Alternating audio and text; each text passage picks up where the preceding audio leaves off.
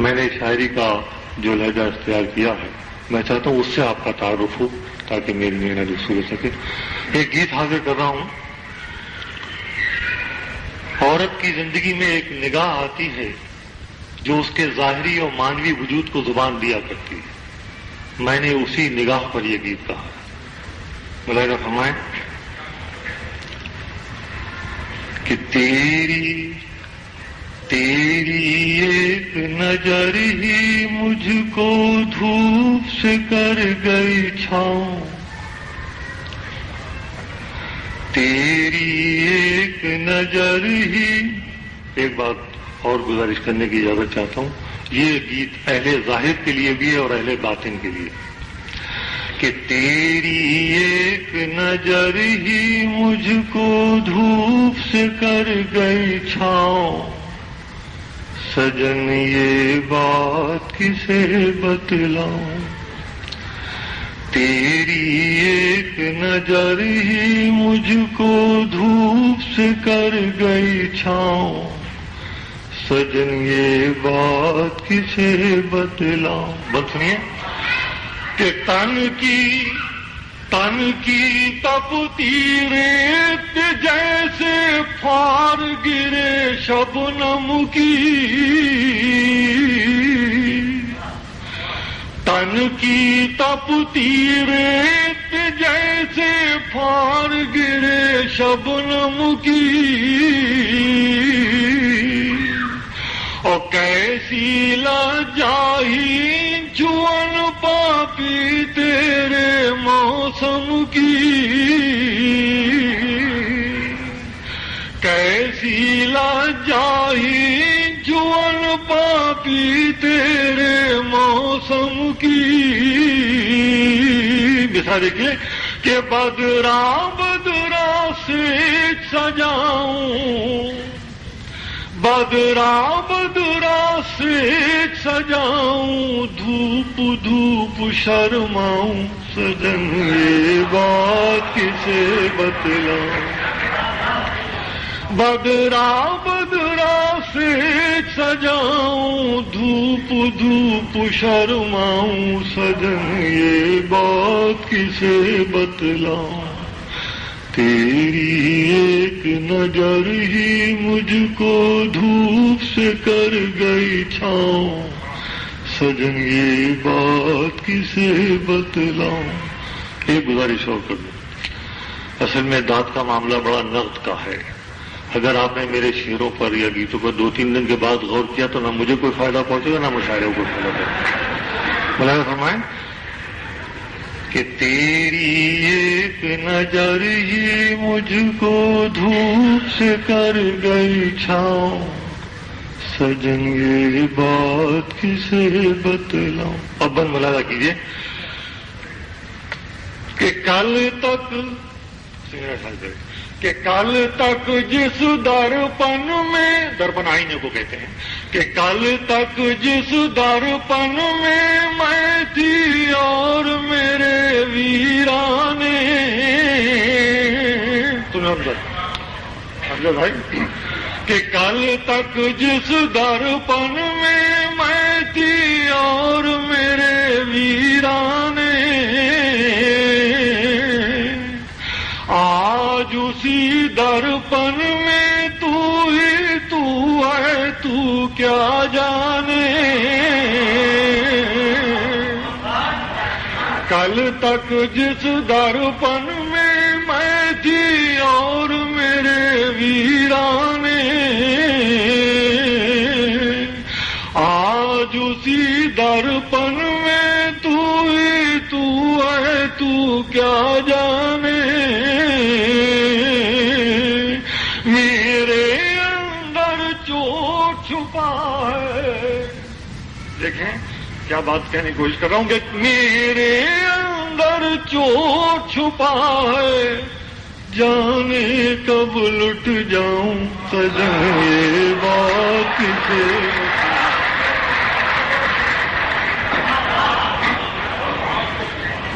میرے اندر چوٹ چھپائے جانے کب لٹ جاؤں سجن یہ بات کسے بتلاؤں تیری ایک نظر ہی مجھ کو دھوپ سے کر گئی چھاؤں سجن یہ بات کسے.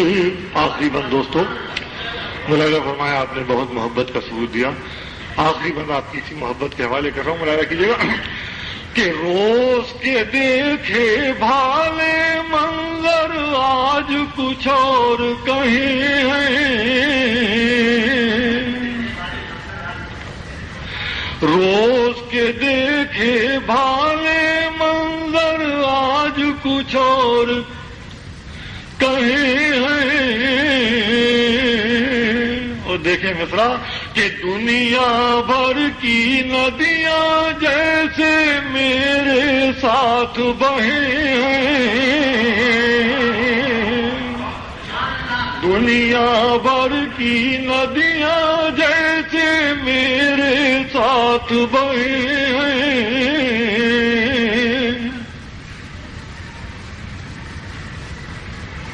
یہ وقت کافی ضروری کام ہو رہا ہے میں عارف میں ملا فرمائیے کہ روز کے دیکھے بھالے منظر آج کچھ اور کہیں ہیں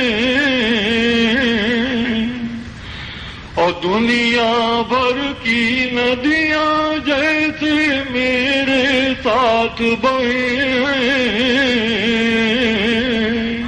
کیسا کنارہ ہاتھ میں آیا کیسا کنارہ ہاتھ میں آیا ہے کہ ڈوبی جاؤں سجن یہ بات کسے بتلاؤں کیسا کنارہ ہاتھ میں آیا ہے کہ ڈوبی جاؤں سجن یہ بات کسے بتلاؤں تیری ایک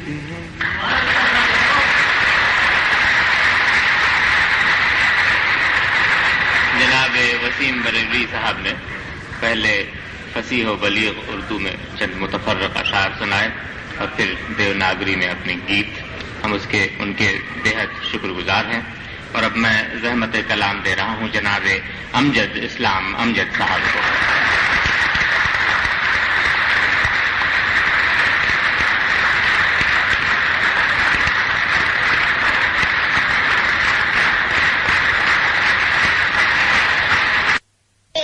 لیکن آنے جانے میں کرایہ بھی اس سے ملنے کی تمنا بھی بہت ہے لیکن آنے جانے میں کرایہ بھی بہت لگتا ہے. آئیے حضرات کچھ اپنے دکھوں کا حساب جو میری غزل میں ہوتا ہے میں سمجھتا ہوں وہ تمام دکھ آپ کے بھی ہیں. عرض کر رہا ہوں کہ اپنی پہچان مٹانے کو کہا جاتا ہے اپنی پہچان مٹانے کو کہا جاتا ہے بستیاں چھوڑ کے جانے کو کہا جاتا ہے بستیاں چھوڑ کے جانے کو کہا جاتا ہے اور پتیاں روز گرا جاتی ہے زہریلی ہوا اور ہمیں پیڑ لگانے کو کہا جاتا ہے. پتیاں روز گرا جاتی ہے زہریلی ہوا اور ہمیں پیڑ لگانے کو کہا جاتا ہے. اور یہ چھوٹی سی یہ غزل کہ جو منصبوں کے پجاری پہن کے آتے ہیں امجد بھائی عرض کر رہا ہوں کہ جو منصبوں کے پجاری پہن کے آتے ہیں کلاه توق سے بھاری پہن کے آتے ہیں کلاه توق سے بھاری پہن کے آتے ہیں اور امیر شہر تیری طرح قیمتی پوشاک امیر شہر تیری طرح قیمتی پوشاک میری گلی میں بھکاری پہن کے آتے ہیں.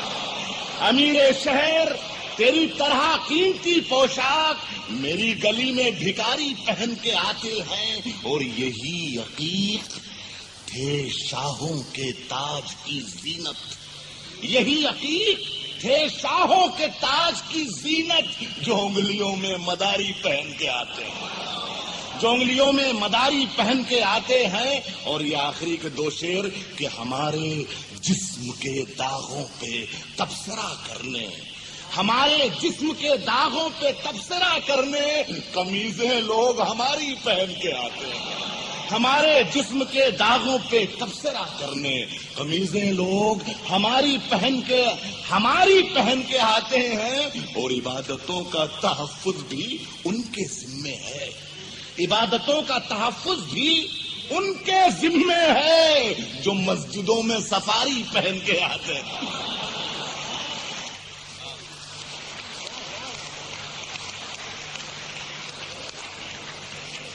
جناب راحت اندوری صاحب کی خوبصورت کلام آپ حضرات نے سماعت فرمایا، اور اب میں جناب ساغر خیامی صاحب کو دعوت سخن دے رہا ہوں۔ جناب ساغر خیامی صاحب۔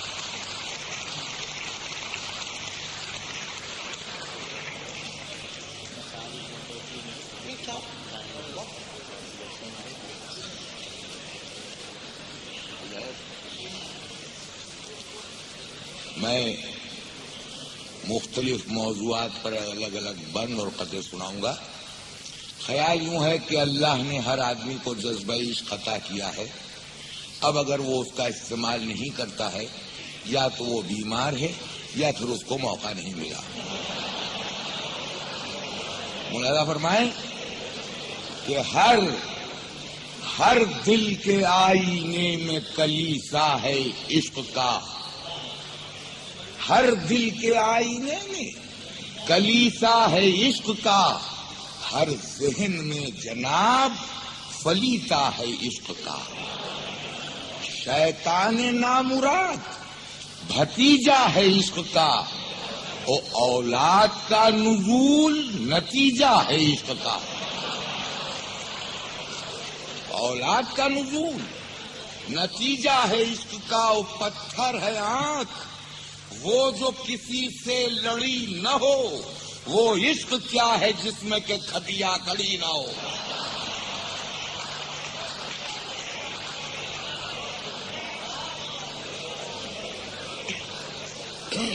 وہ عشق کیا ہے جس میں کہ کھٹیا کھڑی نہ ہو۔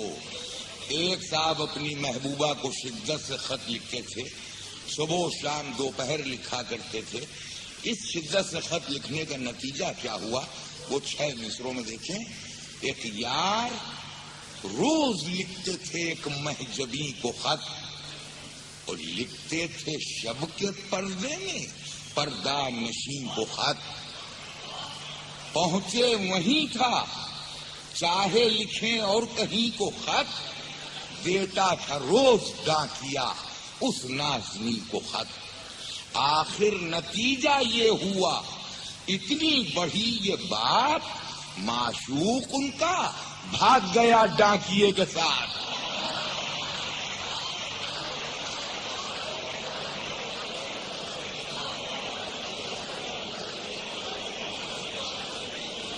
آخر نتیجہ یہ ہوا اتنی بڑھی یہ بات، معشوق ان کا بھاگ گیا ڈاکیے کے ساتھ۔ پوری دنیا پر جنگ کے بادل منڈلا رہے ہیں، تو لوگوں سے پوچھا جا رہا ہے کیا کیا جائے جو ایٹمی جنگ نہ ہو۔ تو میں نے کہا اگر پوری دنیا میں عورتوں کی حکومت ہو جائے تو عالمی جنگ تو ہو سکتی ہے، ایٹمی جنگ نہیں ہوگی۔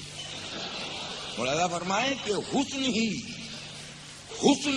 حسن کا ہر شہر میں جلوہ ہوتا، پوریاں مرغ پراٹھے کہیں حلوہ ہوتا، نہ چھلتی نہ شکستہ کوئی تلوا ہوتا، وہ بم برستے نہ فضاؤں سے نہ بلوا ہوتا۔ پوری دنیا میں حکومت جو زنانی ہوتی، عالمی جنگ جو ہوتی تو زبانی ہوتی۔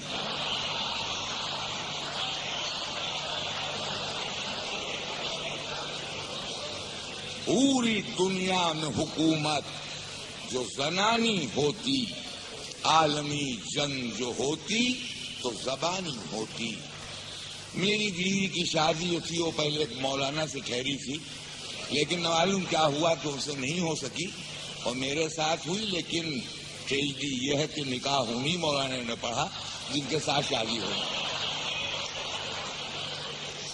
تو ایک دن میری بیوی مجھ سے پوچھ رہی تھی کہ اتنے دن شادی کو ہو گئے لیکن آج بھی نوک جھونک جاری ہے، آخر اس کی وجہ کیا ہے؟ تو